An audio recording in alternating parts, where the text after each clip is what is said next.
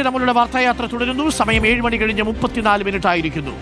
തെരഞ്ഞെടുപ്പ് ഒരുക്കങ്ങൾക്ക് ദേശീയ നേതാക്കളൊക്കെ കേരളത്തിലേക്ക് വന്നു തുടങ്ങി. ആദ്യം വരുന്നത് ആരാ? ആദ്യം വന്നത് രാഹുൽ ഗാന്ധി. മഹാപഞ്ചായത്ത് കണ്ടു. അതിനുശേഷം ഇപ്പോൾ ഇതാ നരേന്ദ്രമോദി എത്തുന്നു. നരേന്ദ്രമോദി നിയമസഭാ തെരഞ്ഞെടുപ്പ് ഒരുക്കങ്ങൾക്ക് മുന്നോടിയായി നാളെ തിരുവനന്തപുരത്തെത്തും. നഗരവികസന രേഖ അവതരിപ്പിക്കും. കേരളത്തിന് അനുവദിച്ച പുതിയ ട്രെയിനുകളുടെ ഫ്ളാഗ് ഓഫും പ്രധാനമന്ത്രി നിർവഹിക്കും. സംസ്ഥാന തെരഞ്ഞെടുപ്പ് ഒരുക്കങ്ങൾ BJP ദേശീയ അധ്യക്ഷൻ നിതിൻ നബീൻ വിലയിരുത്തി. തിരുവനന്തപുരം കോർപ്പറേഷനിലെ വിജയം മുൻനിർത്തി മുന്നോട്ടു പോകാനും സംസ്ഥാന നേതൃത്വത്തിന് നിർദ്ദേശം നൽകിയിട്ടുണ്ട്. മനീഷ് മഹിപാൽ തിരുവനന്തപുരത്ത് നിന്നും നോബൽ മാരിക്കാരൻ ഡൽഹിയിൽ നിന്നും ചേരുന്നുണ്ട്. ആദ്യം മനീഷിലേക്ക്. Manish, very good morning. Nobel Marikkaran, very good morning. നാളെ പ്രധാനമന്ത്രി തിരുവനന്തപുരത്ത് എത്തുകയാണ്. നിയമസഭാ തെരഞ്ഞെടുപ്പിന്റെ പ്രചരണത്തിന്റെ തുടക്കം എന്ന് വേണമെങ്കിൽ നമുക്ക് പറയാം. നഗരവികസന രേഖയൊക്കെ അവതരിപ്പിച്ചുകൊണ്ടാണ് പ്രധാനമന്ത്രിയുടെ വരവ്. പ്രധാനമന്ത്രിയെ സ്വാഗതം ചെയ്തുകൊണ്ട് ഫ്ലെക്സ് ബോർഡുകളും കമാനങ്ങളും ഒക്കെ ഉയർന്നു കഴിഞ്ഞിരിക്കുന്നു. BJP ആഘോഷമാക്കി മാറ്റുമോ നാളത്തെ പരിപാടി? അതോടുകൂടി കേരളത്തിൽ BJPയുടെ തെരഞ്ഞെടുപ്പ് പരിപാടികൾക്കും പ്രചരണങ്ങൾക്കും തുടക്കമാവുകയാണോ? മനീഷ് മഹിപാൽ.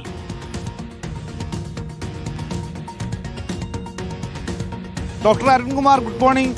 നാളെ പ്രധാനമന്ത്രി എത്തുന്നത് നേരത്തെ തന്നെ BJP പ്രഖ്യാപിച്ചിരുന്നു. അതായത് തിരുവനന്തപുരം കോർപ്പറേഷൻ BJP പിടിക്കുകയാണെങ്കിൽ 45 ദിവസത്തിനുള്ളിൽ പ്രധാനമന്ത്രി കേരളത്തിന്റെ തലസ്ഥാനത്തേക്ക് എത്തുമെന്ന് BJP നേരത്തെ തന്നെ പ്രഖ്യാപിച്ചിരുന്നു. ഇപ്പോഴിതാ 27ാമത്തെ ദിവസം നാളെയാണ്. അങ്ങനെ നാളെ പ്രധാനമന്ത്രി തിരുവനന്തപുരത്ത് എത്തുന്നു. കോർപ്പറേഷന്റെ വികസന രേഖ, അതിന്റെ ബ്ലൂ പ്രിന്റ് ഔദ്യോഗികമായി അത് പ്രസിദ്ധീകരിക്കുന്നു, അല്ലെങ്കിൽ പ്രസാരണം ചെയ്യുന്നു.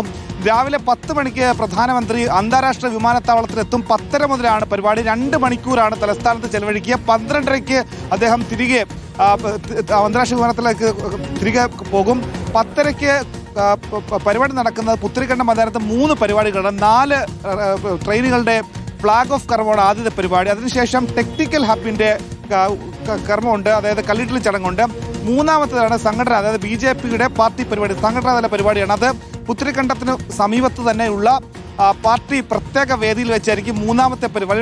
രാഷ്ട്രീയ പ്രാധാന്യമുള്ള പരിപാടി. കോർപ്പറേഷന്റെ പുതിയ, അതായത് അടുത്ത 5 വർഷത്തേക്കുള്ള വികസന നയരേഖയുടെ ബ്ലൂ പ്രിന്റ് പ്രസിദ്ധീകരണം അത് പ്രകാശനം ചെയ്ത ശേഷമായിരിക്കും പിന്നീട് BJPയുടെ പരിപാടി. അതായത് തിരുവനന്തപുരം, കൊല്ലം, പത്തനംതിട്ട എന്നീ മേഖലകളിലെ പഞ്ചായത്ത് തല ഭാരവാഹികൾ പങ്കെടുക്കുന്ന പ്രത്യേക പൊതുസമ്മേളനം നരേന്ദ്രമോദിയുടെ നേതൃത്വത്തിൽ അവിടെ നടക്കുകയാണ്. ഈ യോഗത്തിന് ശേഷം ആയിരിക്കും നിയമസഭാ തെരഞ്ഞെടുപ്പിന്റെ ഒരുക്കങ്ങളിലേക്ക് BJP കടക്കുക. ഒരു പക്ഷേ നാളത്തെ നരേന്ദ്രമോദിയുടെ ഈ പരിപാടിക്ക് ശേഷം BJP ആദ്യഘട്ട സ്ഥാനാർത്ഥി പ്രഖ്യാപനം പോലും നടത്താനുള്ള സാധ്യത മുന്നിൽ കാണുന്നുണ്ട്. അങ്ങനെ നരേന്ദ്രമോദിനെ നേരിട്ട് വന്ന് അടുത്ത വരാൻ പോകുന്ന നിയമസഭാ തെരഞ്ഞെടുപ്പിൽ BJP സ്ഥാനാർത്ഥികൾ അല്ലെങ്കിൽ ആ ഗോതയിലേക്ക് പോരാട്ടത്തിലേക്ക് BJP കടക്കുന്നു എന്നതിന്റെ ഔദ്യോഗിക പ്രഖ്യാപനം, അല്ലെങ്കിൽ ആ ഒരു പോരാട്ടത്തിന് തിരികൊളുത്തിയായിരിക്കും പ്രധാനമന്ത്രി തിരികെ ഡൽഹിയിലേക്ക് കടന്നു പോകും. പക്ഷേ പ്രതിപക്ഷ സംഘടന, അതായത് നിലവിൽ CPM അടക്കമുള്ള CPI അടക്കമുള്ള സംഘടനകൾ, ഇന്നലെ CPI സംസ്ഥാന സെക്രട്ടറി ബിനോയ് വിശ്വം പത്രസമ്മേളനത്തിലൂടെ നരേന്ദ്രമോദിക്ക് തുറന്ന കത്ത്, അതായത് അന്താരാഷ്ട്ര വിഷയങ്ങളിലടക്കം പ്രധാനമന്ത്രി സ്വീകരിക്കുന്ന നിലപാടുകളെ സംബന്ധിച്ച്, രാജ്യത്തെ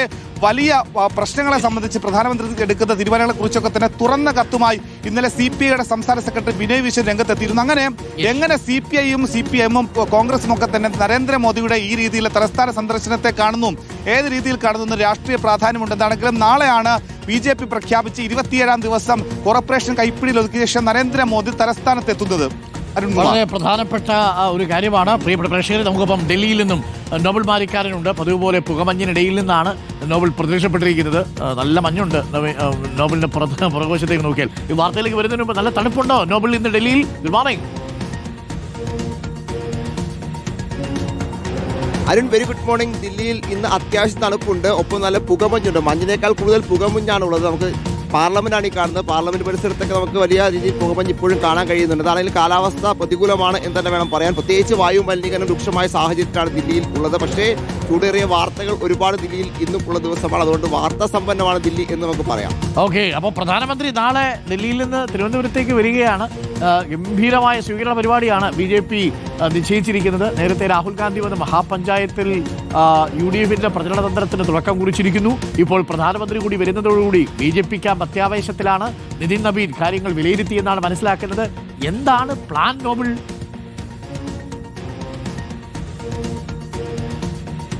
അരുൺ, വലിയ പദ്ധതിയാണ് കേരളത്തെ സംബന്ധിച്ച് BJPക്ക് ഉള്ളത് എന്ന കാര്യത്തിൽ ഒരു സംശയവും വേണ്ട. കാരണം തിരുവനന്തപുരം കോർപ്പറേഷൻ നൽകിയ വിജയം അത് BJP അങ്ങ് കൊട്ടിഘോഷിച്ച് ആഘോഷിക്കുകയാണ് എന്ന് വേണം നമുക്ക് വിലയിരുത്താം. ഇന്നലെ നിതിൻ നബീന്റെ നേതൃത്വത്തിൽ പുതിയ ദേശീയ അധ്യക്ഷൻ വന്ന ശേഷം കൃത്യമായി തന്നെ കേരളത്തിലെ തിരഞ്ഞെടുപ്പ് ഒരുക്കങ്ങൾ വിലയിരുത്തുന്നു. രാജീവ് ചന്ദ്രശേഖർ അടക്കമുള്ള, കെ സുരേന്ദ്രൻ അടക്കമുള്ള പ്രധാനപ്പെട്ട നേതാക്കൾ അതിൽ പങ്കെടുക്കുകയും ചെയ്തു. കൃത്യമായി തന്നെ മുന്നൊരുക്കവുമായി മുന്നോട്ട് പോകാനാണ് ഇപ്പോൾ നിർദ്ദേശം നൽകിയിരിക്കുന്നത്. ഏറ്റവും പ്രധാനപ്പെട്ട കാര്യം തിരുവനന്തപുരത്തെ വിജയത്തെ പരമാവധി ആഘോഷമാക്കി അതിന് പ്രചാരം നൽകിക്കൊണ്ട് വരുന്ന നിയമസഭാ തെരഞ്ഞെടുപ്പിൽ ഒരുക്കാനുള്ള നിർദ്ദേശമാണ് നൽകിയിരിക്കുന്നത്. പ്രധാനമായും ലക്ഷ്യം വെക്കുന്നത് തിരുവനന്തപുരത്തെ കൂടുതൽ സീറ്റുകൾ തന്നെയാണ് എന്നാണ് ഇപ്പോൾ വ്യക്തമാവുന്നത്. തിരുവനന്തപുരത്ത് പരമാവധി സീറ്റുകൾ ജയിക്കാൻ വേണ്ടിയുള്ള പ്രവർത്തനം വേണം എന്ന് പറയുന്നു. അതോടൊപ്പം തന്നെ മധ്യ കേരളത്തിലും ശ്രദ്ധ കേന്ദ്രീകരിക്കണം എന്നാണ് ഇപ്പോൾ നിർദ്ദേശം നൽകിയിരിക്കുന്നത്. കേന്ദ്ര പദ്ധതികൾ അടക്കം കൂടുതൽ തിരുവനന്തപുരത്തേക്ക് വരും. പ്രത്യേകിച്ച് വരും ദിവസങ്ങളിൽ പ്രധാനമന്ത്രി നാളെ എത്തുമ്പോൾ ട്രെയിനുകളുടെ ഉദ്ഘാടനമുണ്ട്. അതോടൊപ്പം തന്നെ മറ്റ് പല പദ്ധതികളും വരും ദിവസങ്ങളിൽ ഉണ്ടാകും. ഒപ്പം കേന്ദ്ര ബജറ്റിലും കേരളത്തിന് വലിയ പ്രതീക്ഷ നമുക്ക് ഈ ഘട്ടത്തിൽ വെക്കാൻ കഴിയും എന്നാണ് മനസ്സിലാകുന്നത്. ഒരു തിരഞ്ഞെടുപ്പ് ബജറ്റായിരിക്കും വരാൻ പോകുന്നത്. പക്ഷേ കേരളത്തിന്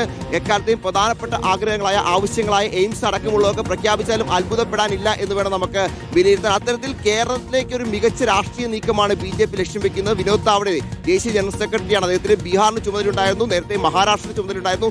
അത്തരത്തിൽ BJP വലിയ വിജയങ്ങളുണ്ടായ സംസ്ഥാനങ്ങളിലൊക്കെ വിനോദ് താവഡെ കൃത്യമായ നിയന്ത്രണം നടത്തിയ നേതാവാണ്. അദ്ദേഹത്തിന് തന്നെയാണ് കേരളത്തിന് ചുമതല നൽകിയിരിക്കുന്നത്. അത് കൃത്യമായി തന്നെ ആ പ്രാധാന്യം, തെരഞ്ഞെടുപ്പിന്റെ പ്രാധാന്യം ഉൾക്കൊണ്ടുകൊണ്ടാണ് അങ്ങനെ ഒരു തീരുമാനം നിതിൻ നബീൻ എടുത്തത് എന്ന് കൂടി നമ്മൾ വിലയിരുത്തേണ്ടതായുണ്ട്. അതോടൊപ്പം തന്നെ കേരളത്തിൽ ഇപ്പോൾ ഉണ്ടായിരിക്കുന്ന സാമൂഹ്യ രാഷ്ട്രീയ സാഹചര്യത്തെ കൃത്യമായി തന്നെ ദേശീയ അധ്യക്ഷൻ വിലയിരുത്തി എന്ന് അറിയാൻ കഴിയുന്നു. NSS, SNDP ഐക്യം അടക്കമുള്ള കാര്യങ്ങൾ കൃത്യമായി തന്നെ വിലയിരുത്തിയിട്ടുണ്ട് ഇന്നലത്തെ യോഗത്തിൽ എന്നാണ് അറിയാൻ കഴിയുന്നത്. പ്രധാനമായും BJPക്ക് 40,000-ൽ-അധികം വോട്ടുള്ള മണ്ഡലങ്ങളിൽ ഈ NSS, SNDP ഐക്യമൊക്കെ പാർട്ടി ഗുണം ചെയ്യും എന്ന വിലയിരുത്തലാണ് അവർക്ക് ഉള്ളത്. അതോടൊപ്പം തന്നെ ഞാൻ സൂചിപ്പിച്ചതുപോലെ തന്നെ തിരുവനന്തപുരമാണ് പ്രധാന ഫോക്കസ് പോയിന്റ് BJPയുടെ. കാരണം തിരുവനന്തപുരത്ത് ഒരു മേയർ ചരിത്രത്തിൽ ആദ്യമായി BJPക്ക് ഉണ്ടായിരിക്കുന്നു. സ്വാഭാവികമായും അതിന്റെ ഒരു അലയൊലി തൊട്ടടുത്ത മണ്ഡലങ്ങളിലൊക്കെ, തിരുവനന്തപുരത്തെ ഭൂരിഭാഗം മണ്ഡലങ്ങളിലേക്കും അതിൻ്റെ ഒരു ആവേശം കൊണ്ടുവന്ന് അവിടെയൊക്കെ വിജയം നേടുക എന്ന് തന്നെയാണ് BJP ലക്ഷ്യം വെക്കുന്നത്. എന്താണെങ്കിലും പ്രധാനമന്ത്രി നാളെ എത്തുകയാണ്. സ്വാഭാവികമായും പ്രധാനമന്ത്രി എത്തുമ്പോൾ വലിയ തരത്തിൽ ഇതുമായി ബന്ധപ്പെട്ട ആവേശമുണ്ടാകും. ഒപ്പം ചർച്ചകളിലേക്ക് പോകും. എത്രയും വേഗം സ്ഥാനാർത്ഥി പ്രഖ്യാപനം ആദ്യ പട്ടിക ഉടൻ തന്നെ ഉണ്ടാകും എന്നാണ്